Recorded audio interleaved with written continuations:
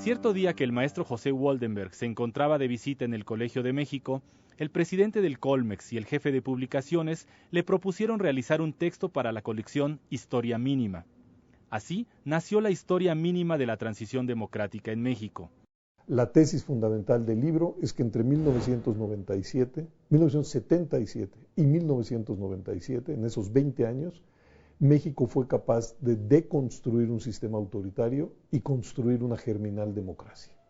Esa es la tesis fundamental, que insisto, sé que es controvertible, pero creo que hay elementos suficientes en el libro como para respaldar la misma.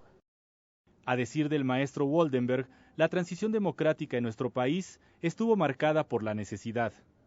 En este caso, la necesidad convertida en virtud. Yo digo que el primer eslabón fue la reforma política de 1977. ¿En qué consistió esa reforma? Básicamente en abrir la puerta para el ingreso de partidos políticos que hasta entonces se les mantenía artificialmente marginados del mundo institucional electoral, y en la modificación de la fórmula de integración de la Cámara de Diputados para inyectarle un cierto pluralismo. En 1976, México vivía en medio de diversos conflictos sociales y políticos.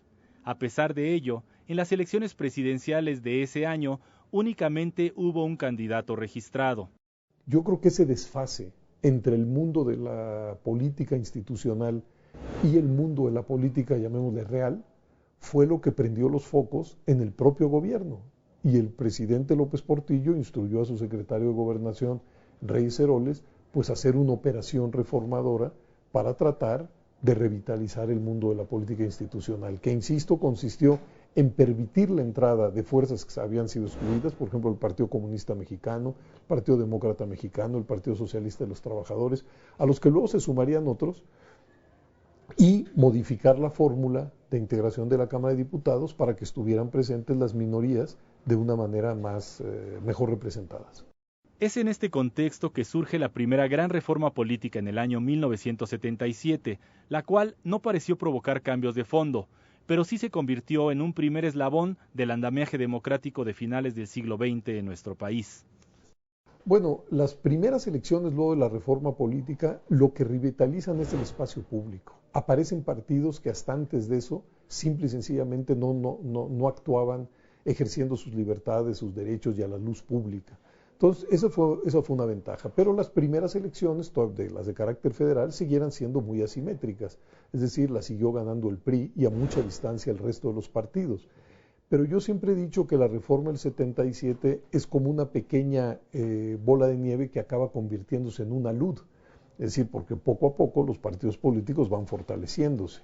Para el año 1986 se plantea una nueva reforma electoral con la que habrá que enfrentar las elecciones federales de 1988. 1988 nos enseñó que México no cabía bajo el manto de un solo partido político.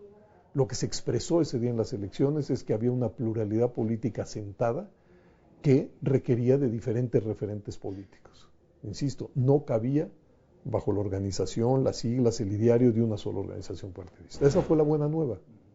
La mala es que ni las normas, ni las instituciones, ni los operadores estaban capacitados para procesar de manera limpia, transparente, los resultados electorales.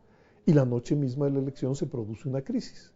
Dicha crisis demandará nuevas y más profundas reformas. Así, organizaciones sociales, partidos políticos y gobierno federal trabajarán en la reforma política que surge entre 1989 y 1990.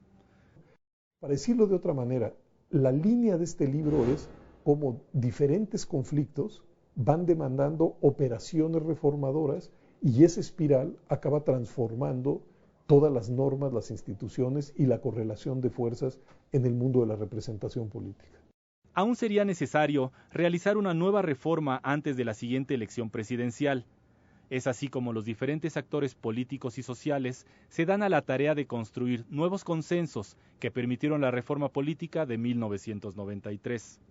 Les recuerdo cuál era la composición de la Comisión Federal Electoral. La presidía el secretario de Gobernación, había un representante de los diputados, un representante de los senadores, y había representantes de los partidos políticos de manera proporcional al número de votos que hubieran obtenido antes. El PRI tenía en la Comisión Federal Electoral 16 representantes. Todos los partidos de oposición juntos tenían 12 votos. En la muy remota posibilidad que el secretario de Gobernación, el diputado y el senador, que eran del PRI, pero que hubieran votado con la oposición, aún así el PRI tenía 16 contra 15 votos. Bueno, un órgano electoral con esa composición simple y sencillamente no podía dar garantías de imparcialidad. Una de las partes era jugador y árbitro al mismo tiempo. Entonces, claro, eso llevó a una crisis muy profunda y creo que por fortuna se llegó a la conclusión de que había que cancelar, dejar, digamos, en el bote de la basura de la historia de la Comisión Federal Electoral y armar un instituto nuevo que diera garantías de imparcialidad a los competidores. Pero aún quedaban muchos campos que no estaban suficientemente definidos. Quizá el más importante tendría que ver con las condiciones de la competencia, las cuales eran marcadamente inequitativas. Así se fue construyendo la reforma de 1996. En 1996 realmente la reforma resuelve todos los temas que estaban en ese momento sobre la mesa. No quiere decir que luego no hayan aparecido nuevos, pero en ese momento creo que fue una reforma muy vasta, comprensiva, abarcante. Se revisaron los órganos y procedimientos electorales para inyectarles imparcialidad. El gobierno salió del IFE, el secretario de Gobernación abandonó el IFE. Los partidos políticos perdieron su derecho a voz y a voto, igual que los representantes del Congreso. Quedaron la voz y el voto solamente en 8 consejeros electorales y un consejero presidente. Y se revisaron todos los eslabones del proceso electoral, desde el padrón hasta el PREP. El maestro José Woldenberg considera que con la elección federal de 1997, 20 años después de la primera gran reforma política de la segunda mitad del siglo XX en nuestro país, se terminaron de conjuntar los elementos necesarios para considerar que en México se logró la anhelada transición democrática. ¿Por qué digo que en estos 20 años hubo una transición democrática y que estamos hablando de un proceso que ya sucedió? Porque en esos años México pasó de un sistema de partido casi único a un sistema plural de partidos. Porque en esos años pasamos de elecciones donde no había competencia a elecciones altamente competidas. Porque esos dos fenómenos hicieron que pasáramos de un mundo de la representación monocolor a un mundo de la representación plural. Y aunque para diversos especialistas el transitar democrático pareciera seguir siendo un proceso inacabado, el maestro Woldenberg defiende su tesis.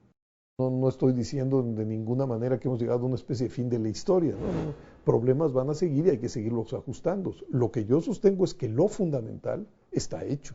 Y tan está hecho que hemos vivido fenómenos de alternancia en todos los niveles, que hoy tenemos congresos en donde nadie tiene mayoría, en algunos congresos locales sí alguna fuerza tiene mayoría. Libro de fácil lectura pero ampliamente documentado, La historia mínima de la transición democrática, editado por el Colegio de México, resulta fundamental para entender un proceso democrático que continuará siendo motivo de diversos análisis por especialistas en la materia.